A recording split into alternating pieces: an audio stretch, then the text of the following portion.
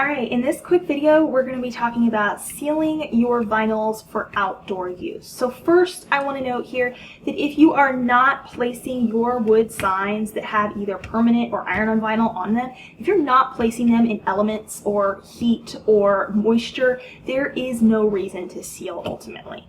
There will be nothing really that will change very much with your sign if you just leave it, in your house or your office or wherever it is you might put the sign. Now, if you're putting it on a porch, you're putting it directly out in the elements, on a patio, something like that, you're going to want to seal. So to seal my signs, I like to use this clear top coat that is a water-based polyacrylic. Now, there are some other sealers out there you can check out, like the spray sealers and the spray Mod Podge and stuff like that. I personally prefer this one. It comes in a shiny and in a matte finish, so if you want shiny or you don't want shiny, they have both options. The other reason I like this is because it goes on nice and thick and you can put it on with a brush. When you're dealing with the sprays, you have to really coat them a lot. So I feel like that's a lot of extra steps and waiting for it to dry and all of that stuff. So I do prefer this, but I will link some other sealers that I have tried in different circumstances and heard other crafters who have also said that they work really well. So just in case you want to explore alternatives, but this is the polyacrylic water-based that I would recommend to seal your signs. So we have a wood sign here that has been painted, sealed, and then we put our permanent adhesive vinyl on top. This sign here has been painted in white, sealed, and then had iron-on vinyl put on top, which is also known as heat transfer vinyl. And I'm going to now seal both of them with the same polyacrylic sealer. And the reason I'm doing this is because I want to test and see if this polyacrylic is going to behave any differently on an iron-on vinyl versus on a permanent vinyl when we're sealing it. Okay, so I'm going to go ahead and open this up here. And I'm just going to use the edge of my scissors here very carefully to whittle the top out. Don't do this with your good scissors if you're copying these not so beloved pair.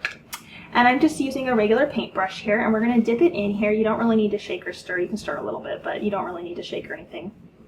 And we're going to start coating this. Again, this is the glossy finish, so it is going to leave a little bit higher of a glossy look to it when we're done, but they do have a matte finish as well. And we're going to go back and forth.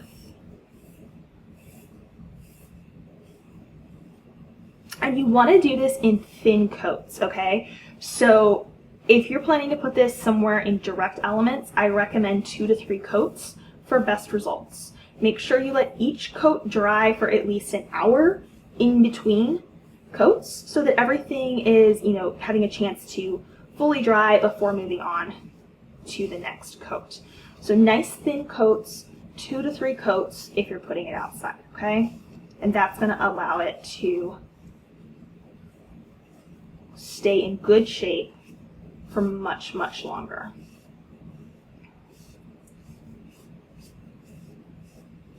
Okay, so that one is done. It doesn't change the look of it much or anything like that. That one's got its first coat on there.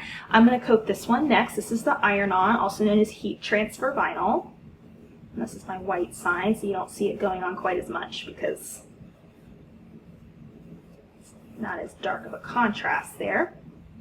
I am using a silicone mat here, which I recommend, because when you're dealing with these sealers, the bit that seeps around here is going to stick to the surface beneath it. So if you're putting down like protective paper, it's going to stick to your paper, and then you're going to end up with ripped paper around the edges.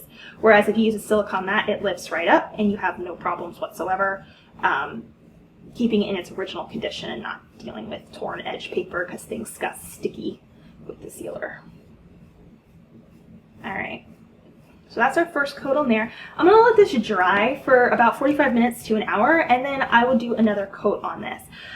You might notice that it looks a little hazy, but that's just because it's not dried, it's not completely clear yet, so that's normal. Again, 2 to 3 coats to let this be in really good sustainable condition for outdoor use. Now, like I said, if you're not using your signs outdoor in direct elements and it's in an air-conditioned environment, it's not by a hot window, it's not, in direct sunlight, there's really no need to seal your signs. So this is really just if you're outdoors. That's about the only reason you would need to seal your signs. Aside from that, you should be good to go. All right, so after some experimentation, I found that the polycrylic works really well with the permanent adhesive vinyl on wood. This is the polycrylic, this is where I use polycrylic to seal my heat transfer vinyl, and I noticed when you look closely, it's a little hazy. I thought maybe that would definitely clear up once everything had dried, but it is fully dried now, and it is still slightly hazy, especially if we look in comparison to this one. And if you look really close, you'll be able to see it in person. So I decided, let's test a spray sealer because it's not going on with a brush, and therefore that might perform better. So I ended up using this clear acrylic sealer by Mod Podge, and I thought this worked really, really well. I did another test where I added iron-on vinyl here to my painted wood blank, and then I did 2 coats to seal this, and it came out much more clear and smooth and looked a lot more like I had just pressed the iron-on onto the wood, and less like it had had a bit of a hazy sealer added to it. So the final conclusion that I came to is if you're placing permanent adhesive vinyl on your wood blanks and you need to seal it for outdoor use, you want to use a brush with the polycrylic water-based sealer. You can use it in a matte or a shiny. If you are using iron-on wood, then I recommend using a clear acrylic sealer in a spray can, and I like this Mod Podge brand, and I'll link that information for you below. So that is what I recommend: Mod Podge sealer if you're doing iron-on wood, and polycrylic with a brush if you're doing permanent vinyl on wood. Okay, so that is exactly how I would seal any of my blanks for outdoor use. I recommend 2 to 3 coats of the Mod Podge, let it dry for like 20 to 30 minutes in between coats, and then coat it again. And you can do 2 to 3 coats of the polycrylic on this as well for the permanent adhesive vinyl, and that will ensure that your blanks are going to last a long time outside exposed to the elements.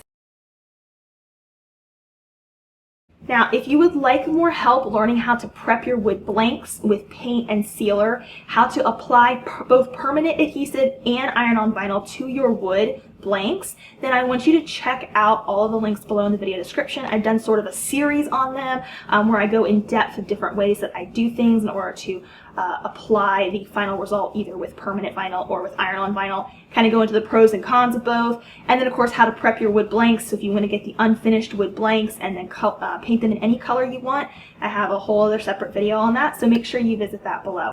All right, do you have any other questions for me on sealing your vinyl for wood signs? Let me know in the comments below and I'll be happy to help you. Thanks for watching. Bye for now.